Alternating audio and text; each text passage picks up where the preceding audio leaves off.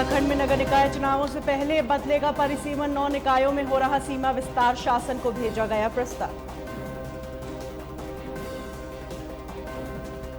उत्तराखंड के सभी जिलों की सोशल मीडिया पदाधिकारियों की घोषणा, आशीष शर्मा को मिली देहरादून की जिम्मेदारी।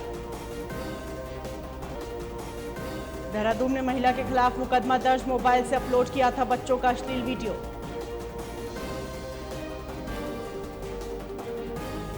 हरिद्वार में ठगों ने दिया 12 करोड़ की ठगी का अंजाम, प्रोजेक्ट शुरू करने का झांसा देकर बेच दी जमीन।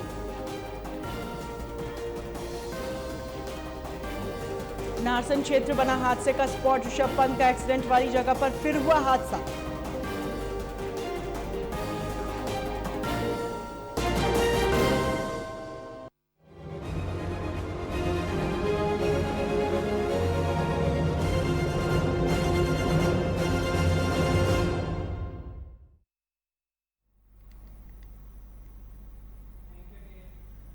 नमस्कार, स्वागत है आपका। आप देख रहे हैं उत्तराखंड लाइव, मैं हूं आपके साथ हिना। उत्तराखंड में निवेश जुटाने के लिए प्रदेश सरकार यूरोप, सिंगापुर और दुबई में रोड शो करेगी। सिंगापुर और दुबई के रोड शो फाइनल हो गए हैं। यूरोप के रोड शो के लिए तैयारी चल रही है। विदेशों में होने वाला इन रोड शो का नेतृत्व मुख्यमंत्री या उनके द्वारा नामित मंत्री करेंगे। निवेशक सम्मेलन के लिए नोडल अधिकारी बनाए गए। सचिव मुख्यमंत्री आर मीनाक्षी सुंदरम के मुताबिक राज्य में बने निवेश के वातावरण का फायदा उठाने के लिए रोड शो और निवेशक सम्मेलन किए जा रहे हैं। राज्य में निवेशक सम्मेलन अक्टूबर या नवंबर से प्रस्तावित किया गया है। सम्मेलन की शुरुआत प्रधानमंत्री नरेंद्र मोदी करेंगे। प्रधानमंत्री कार्यालय की तय तिथि के हिसाब से 3 दिवसीय निवेशक सम्मेलन फाइनल होगा। देश के प्रमुख शहरों के रोड शो की कार्य योजना राज्य सरकार की कंसल्टेंट एजेंसी मैकेंजी ग्लोबल और केबीएनजी की टीम तैयार की गई है। किस शहर में किस तरह का रोड शो होगा, इसका एक रोड मैप तैयार हो रहा है। इस पूरे आयोजन के लिए एक इवेंट मैनेजमेंट कंपनी भी तैनात की गई है।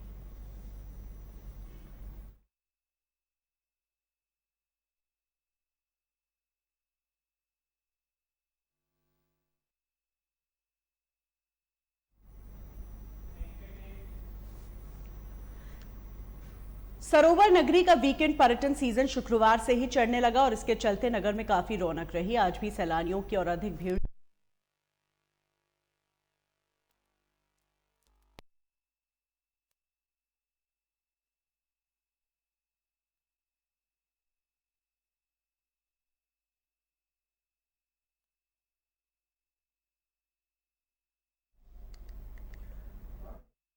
सरोवर नगरी का वीकेंड पर्यटन सीजन शुक्रवार से ही चढ़ने लगा। इसके चलते नगर में काफी रौनक रही। आज भी सैलानियों की और अधिक भीड़ जुटने की संभावना है। इसे लेकर पुलिस व प्रशासन ने पुख्ता तैयारियों का दावा किया और इससे पहले वीकेंड पर सैलानियों का पहुंचना शनिवार से शुरू होता था, लेकिन अब सैलानी शुक्रवार से ही यहां पहुंचने लगे। इससे नगर के पर्यटन कारोबार में वृद्धि हुई है और पर्यटन कारोबारी बेहद खुश है। शुक्रवार को नगर के होटलों के अधिकांश कमरे पैक रहे और पार्किंग स्थल भी वाहन से पट गए।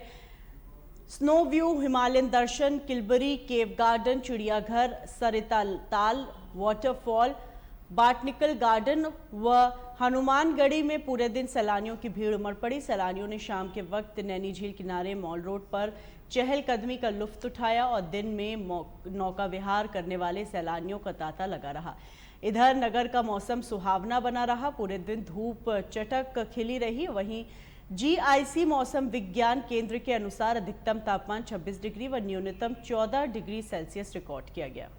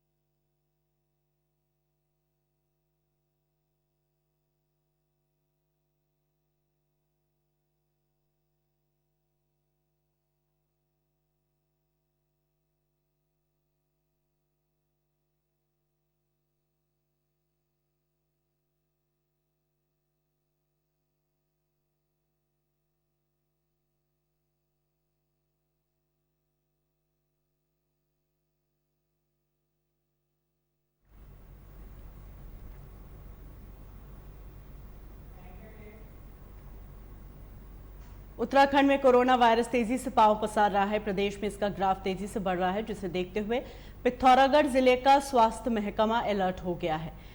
बढ़ते कोरोना के मरीजों को लेकर जिला चिकित्सालय में 4 कोरोना जांच केंद्र खोल दिए गए हैं और इसके साथ ही नेपाल से भारत आने वाले लोगों के लिए कोरोना की जांच अनिवार्य कर दी गई है। बता दें, पूरे प्रदेश में लगातार कोरोना वायरस के मामले बढ़ रहे हैं। प्रदेश में बीते गुरुवार को 106 नए मरीज मिले, जिनमें देहरादून जिले में 54, नैनीताल में 23, अल्मोड़ा में 5, उत्तरकाशी में 5, हरिद्वार में 6, चमोली पिथौरागढ़ में 3, बागेश्वर में 2, चंपावत में 2, पौड़ी में 2, उधम सिंह नगर जिले में 1 संक्रमित मिला। वहीं अभी सक्रिय मरीजों की संख्या 255 हो गई है। इस मामले की जानकारी देते हुए मुख्य चिकित्सा अधिकारी ने बताया, नेपाल से भारत आने वाले लोगों को अब कोरोना की जांच करानी होगी और इसके लिए धारचूला और झूलाघाट में बनी सीमा पुलों पर जांच केंद्र खोलने के निर्देश जारी कर दिए गए हैं। नेपाल से आने वाले लोगों की पुल पर एंटीजन जांच होगी। नेपाल ने पूर्व में ही यह व्यवस्था लागू कर दी थी। भारत से नेपाल जाने वाले लोगों ने कि नेपाल अपने सीमा क्षेत्र में जांच करवा रहा है। कोरोना रिपोर्ट नेगेटिव आने के बाद ही नेपाल में भारत से आने वाले लोगों को प्रवेश दिया जा रहा है।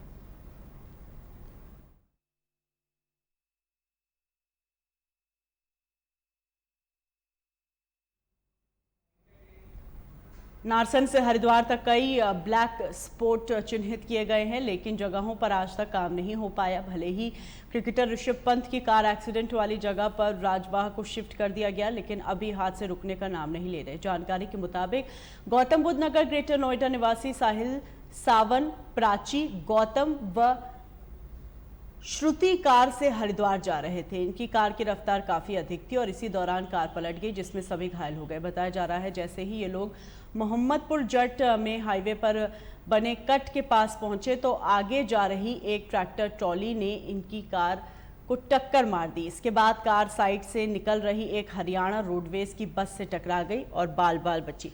इससे बाद कार हाईवे की रेलिंग तोड़ते हुए काफी दूर तक घसटती रही, जिसके बाद कार पलट गई। वहीं मौके पर ग्रामीणों ने कार में फंसे सभी घायलों को बाहर निकाला और सभी घायलों को उपचार के लिए रुड़की के सिविल अस्पताल में भर्ती कराया। बता दें, पिछले 1 महीने में नारसन से हरिद्वार तक कई दुर्घटनाएं हो चुकी हैं, लेकिन इस ओर संबंधित विभाग कोई ध्यान नहीं दे रहा।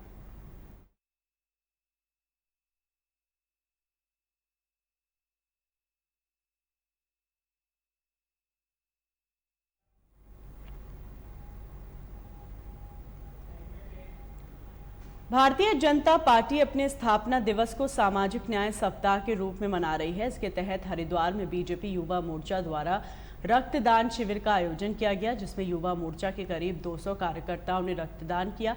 उत्तराखंड बीजेपी युवा मोर्चा के प्रदेश अध्यक्ष शशांक रावत भी रक्तदान शिविर का उद्घाटन करने पहुंचे। शशांक रावत ने बताया, भारतीय जनता पार्टी के स्थापना दिवस के उपलक्ष्य में विभिन्न कार्यक्रम आयोजित किए जा रहे हैं। युवा मोर्चा द्वारा भी रक्तदान शिविर लगाकर एक संदेश दिया गया है कि मानव सेवा के लिए रक्तदान बहुत जरूरी है। विभिन्न कार्यक्रम है, स्वच्छता का भी है, ब्लड डोनेशन का भी है, हमारे सहभोज का भी कार्यक्रम है। तो ये लगातार एक सप्ताह, जब से भारतीय जनता पार्टी का स्थापना दिवस था तब से लेकर भीमराव अम्बेडकर जी जैसे आज हैं, तो उसी के निमित्त ये सारे कार्यक्रम लगभग हर मंडल में आयोजित किए जा रहे हैं। देखिए, युवा मोर्चा के कार्यकर्ता लगातार विभिन्न कार्यक्रमों में उपस्थिति दर्ज करते हैं। हमारा एक सामाजिक दायित्व भी बनता है कि किस प्रकार खून की कमी कई प्रकार की बीमारियां और दूरियां कम करती हैं। तो उसी के निमित्त हम एक संवेदनशील मोर्चा होने के भी कारण हमारे विभिन्न दायित्व होते हैं, तो उसी दायित्व का निर्वहन करते हुए हम ये कैंप का आयोजन कर रहे हैं।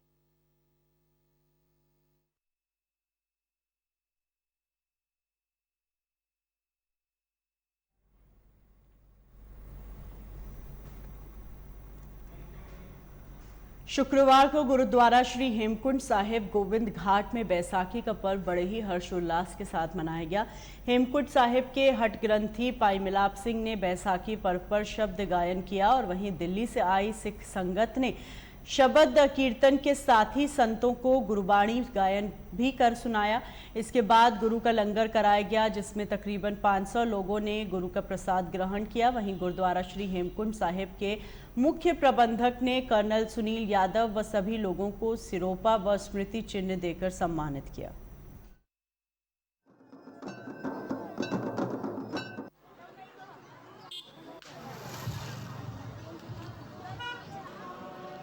जो पौराणिक मेले हैं ये सदियों से चलते आ रहे हैं, लेकिन धीरे धीरे जो पाश्चात्य संस्कृति के जो आकर्षण में जो हमारे नव पीढ़ी है वो धीरे धीरे हमारे परंपराओं को भूलती जा रही है। तो हम लोगों ने प्रयास किया है कि जो ये पौराणिक मेले हैं इनके दोबारा से पुनर्स्थापित के लिए जो हमारी परंपराएं हैं उनको जीवित रखने की दृष्टि से जो हमारे मेले, थौले, कोथिक हैं उनमें जो हमारे पौराणिक कार्यक्रम हैं उनको लाया जाए और उन पौराणिक कार्यक्रमों का प्रदर्शन किया जाए ताकि लोग देखें और उसको आकर्षित हो, समझें कि इसकी पौराणिकता है क्या। तो उसी दृष्टि से हमने ये कार्यक्रम किया है। हमारा जो ये कार्यक्रम है आज तकरीबन 10-12 गांव के देव, निशान और डोलियां यहाँ पे आती हैं और उसके बाद प्रत्येक गांव में ये कार्यक्रम संचालित होगा। कल मींग होगा, उसके बाद क्रॉप भी होगा, फिर हंसकोटी होगा, माल होगा, फैनुली होगा। तो इस तरह से अलग अलग गाँव में इस प्रकार के पौराणिक मेले होते हैं। हम लोग का प्रयास है न सिर्फ यहाँ पे बल्कि प्रत्येक गांव में, जैसे असेड़ में 17 तारीख को है तो प्रत्येक गांव में जो मेला समिति है उसके साथ उस गांव की जो पौराणिक गाथा है उसके दृष्टि से लोगों को बताया जाए कि किस प्रकार से इस पौराणिक मेले का महत्व है और लोगों को, हमारे नव पीढ़ी को इसको समझाया जाए। पहले हमारे जो हमारा ये बधान पट्टी है इसको मेले के नाम से जाने लोग बोलते थे कि बधाने के कोठी होते थे, लेकिन धीरे धीरे हमारी ये जो हमारी संस्कृति है ये विलुप्त की ओर क्या बिल्कुल समाप्त हो गई थी। हम लोग पहचानते भी नहीं थे, लेकिन पिछले 2 वर्षों से, मैं पिछले वर्ष भी मैंने देखा कि इन लोगों ने यहाँ पे बहुत अच्छा सा प्रोग्राम किया है। मैं उनको बहुत धन्यवाद देती हूँ। कहा जाता था कि जो कहीं नहीं मिलता वो पंथी कोथिक में मिलता था, थौल कोथिक के नाम से जाना जाता है। यहाँ पे हमारे देवी देवता सभी लोग आते हैं, अपना स्नान करके अपने भक्तजनों को सबको आशीर्वाद देते हैं। और हमारे इस पट्टी में 1 गते बैसाख से और 5 गते बैसाख तक कंटिन्यू मेले लगते हैं। जहाँ जहाँ हमारे महादेव हैं वहाँ वहाँ मेले लगते हैं।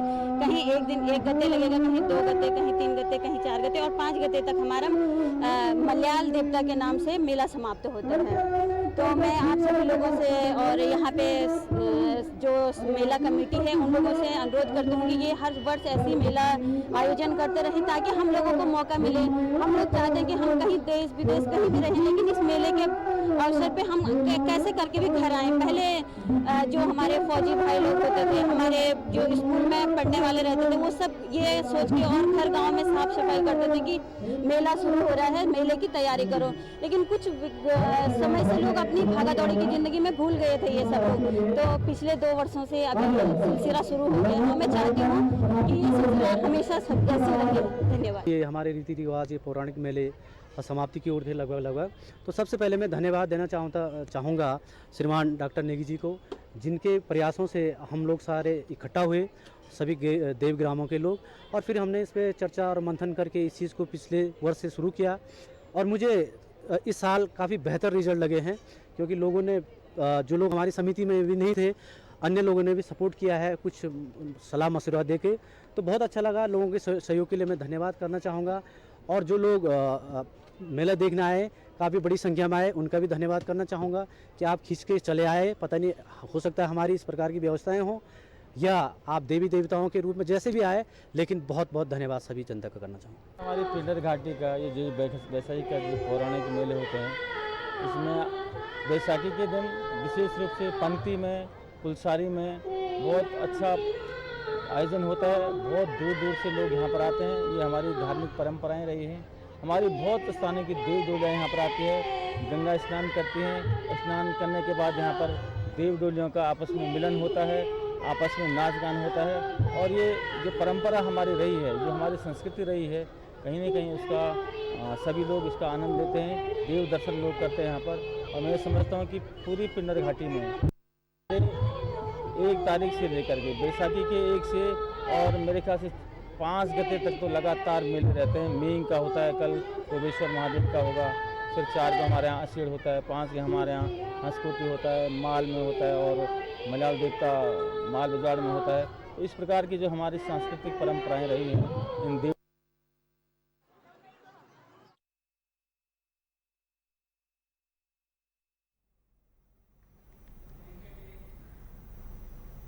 काशीपुर में पहुंचे उत्तराखंड के पूर्व मुख्यमंत्री हरीश रावत ने एक कार्यक्रम के दौरान प्रेस वार्ता में काशीपुर की समस्याओं को लेकर भाजपा सरकार पर गरजे। हरीश रावत ने काशीपुर की समस्याओं को लेकर सरकार पर निशाना साधा। उधम सिंह नगर नैनीताल लोकसभा सीट से सांसद पूर्व प्रत्याशी हरीश रावत का दर छलक उठा। समस्याओं का पिटारा खोदते हुए उन्होंने कहा, काशीपुर की दुर्दशा का सरकार जिम्मेदार है। सरकार पर ठीकरा फोड़ते हुए उन्होंने कहा, बीरबल की खिचड़ी भी अकबर के समय में जल्दी बन जाती थी, मगर काशीपुर रेलवे फाटक का फ्लाईओवर निर्माण कछुआ गति से चल रहा है।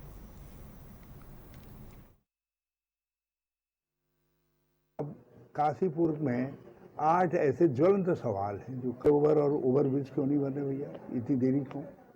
ऐसा लग रहा है बीरबल की खिचड़ी भी अकबर के समय में इतनी देर में बन जाती होगी जितनी देर में जो है ये नहीं बन पा रहा है।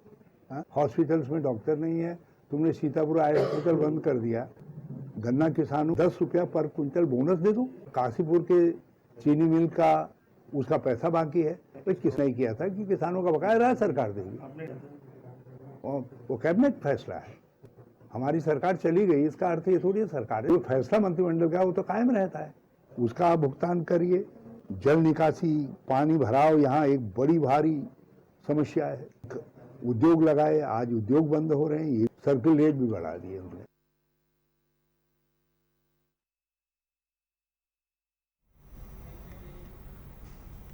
खबर उधम सिंह नगर के जसपुर क्षेत्र से है, जहां आज जसपुर के नादेही क्षेत्र अंतर्गत जसपुर भूतपुरी मार्ग पर अवैध अतिक्रमण की कार्रवाई की गई, जिसमें मौके पर पीडब्ल्यूडी विभाग के अधिकारी, उप जिलाधिकारी जसपुर और पुलिस प्रशासन मौजूद रहे। फिलहाल सड़क किनारे खाली पड़ी कच्ची दुकानों से अतिक्रमण हटाया गया।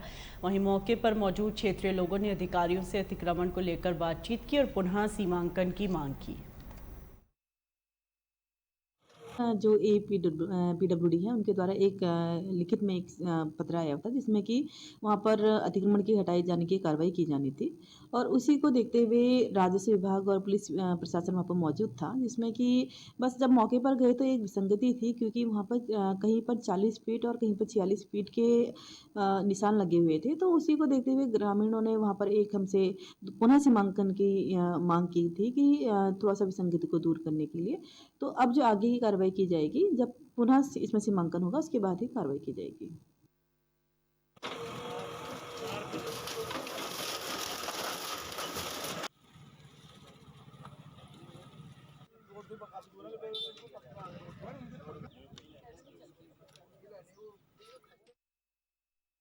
लोकसभा 2024 के चुनाव को लेकर सभी पार्टियों ने अभी से ही कमर कस ली है। देश में विपक्ष मोदी सरकार को घेरने का कार्य कर रहा है, तो वहीं अब उत्तराखंड में भी लोकसभा चुनाव की सरगर्मियां देखने को मिल रही हैं। नई नवेली जनता कैबिनेट पार्टी अस्तित्व में आई है और लोकसभा चुनाव में अपनी दस्तक देने को बेकरार है। जनता कैबिनेट पार्टी की राष्ट्रीय अध्यक्ष राज्य आंदोलनकारी भावना पांडे ने आज हरिद्वार विधानसभा से चुनाव लड़ने का ऐलान किया। साथ ही कांग्रेस और बीजेपी पर राज्य की उपेक्षा करने का आरोप लगाया। उन्होंने कहा, राज्य में महिलाओं के कई मुद्दे हैं, महिलाओं का कई प्रकार से शोषण किया जा रहा है। आंगनबाड़ी महिलाएं, आशा कार्यकर्ता और महिला समूह की महिलाओं को परेशानी का सामना करना पड़ रहा है। बहुत सारे और जो महिलाओं को शोषण किया जाता है, आंगनबाड़ियाँ हो, आशा कार्यकर्ता हो, चाहे महिला समूह की हो, मुद्दे बहुत सारे हैं। अभी तो लोकल मुद्दे यहाँ के बहुत सारे हैं, जैसे कुंभ में करोड़ों रुपए आता है। हमारा हरिद्वार धर्म नगरी है और आप देखिए शाम को अंधेरा होता है, यहाँ पर अंधेरा होता है, तमाम इतनी गंदगी यहाँ पर है। कुंभ का करोड़ों रुपए आता है, जाता कहाँ है समझ में नहीं आया। आज 20 साल से आप एक हरिद्वार को ठीक नहीं कर पाए, तो क्या आप उत्तराखंड की हालत ठीक करेंगे? आए दिन सड़क टूटे, पुल टूट रहे हैं, अधिकारी मालामाल हो रहे हैं, नेता मालामाल हो रहे हैं और पब्लिक भी। खबरों के साथ बुलेटिन में फिलहाल इतना ही, दीजिए इजाजत।